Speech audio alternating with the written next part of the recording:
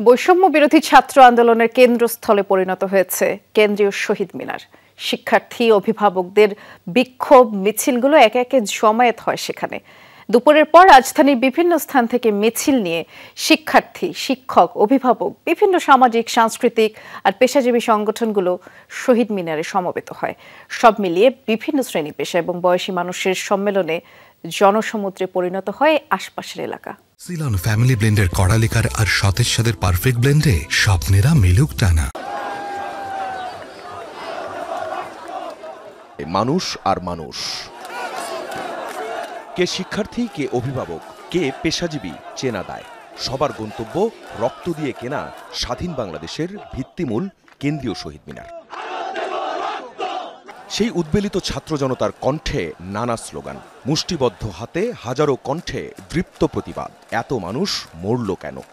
রক্তের উপর বসে, এত শহীদের উপর বসে আমরা কোনো আলোচনা মানব না। আমাদের গণগ্রেপ্তারের সম্মুখীন হচ্ছে এবং অনেক বেশি মিথ্যা এবং হয়রানিমূলক মামলা হচ্ছে।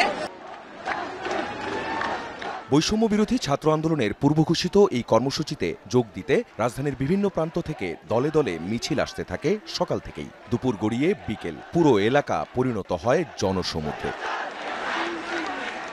শিক্ষার্থীদের সাথে মাথায় ও হাতে লাল সবুজের পতাকা নিয়ে অংশ নেন অভিভাবকরা। এই যে এভাবে যে আমাদের ছাত্রদের খুন করলো, তাদের যৌক্তিক আন্দোলনটাকে নস্যাৎ করার জন্য এতগুলা তাজা প্রাণ চলে গেল, এই জন্যই আমি আসছি। এই ধরনের পরিস্থিতি আমাদের সার্বভৌমত্বকে অত্যন্ত দুর্বল করে ফেলে। সেই জায়গাটাতে আমার একটা ক্ষত এবং আমার কষ্ট আছে। আমি ঘুমাতে পারি না, আমি খেতে পারি না, আমি অফিস করতে পারছি না। এটা আমার মনে হয় জনসাধারণের কেউই করতে পারছে না। ছাত্রদের দাবি পূর্ণ হোক, ছাত্রদের বুকে আর কোনো গুলি যাতে একটাও না চলে। শিক্ষার্থীদের দাবি, দ্রুত হত্যাকাণ্ডে দোষীদের বিচার এবং গ্রেফতারকৃতদের মুক্তি দিতে হবে। একটা প্রপার বিচার চাই, সেটার জন্য আমরা রাস্তায় নেমেছি। যত রকমের মানুষজন দুর্নীতির সাথে জড়িত এবং আমাদেরকে হত্যাকাণ্ডের সাথে হত্যা করেছে, তাদের বিরুদ্ধে আমরা বিচার চাই। সশস্ত্র বাহিনীর অবসরপ্রাপ্ত অনেক কর্মকর্তা কর্মচারীও সমর্থন জানান শিক্ষার্থীদের দাবির সাথে।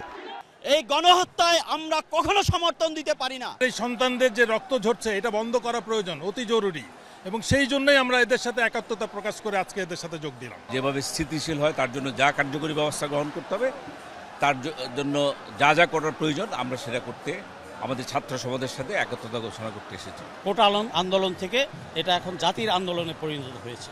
ঘরে বসে থাকার কোনো সুযোগ নাই। বৈষম্য বিরোধী ছাত্র আন্দোলনের ব্যানারে এখন সমন্বয়ক 49 আর সহসমন্বয়ক 109 জন। সমন্বয়করা জানায় তাদের দাবি আর কর্মসূচি। বুঝি না, আমরা মনে করি এই ফ্যাসিবাদী শাসন ব্যবস্থা বাংলাদেশ থেকে তার পতন করতে হবে।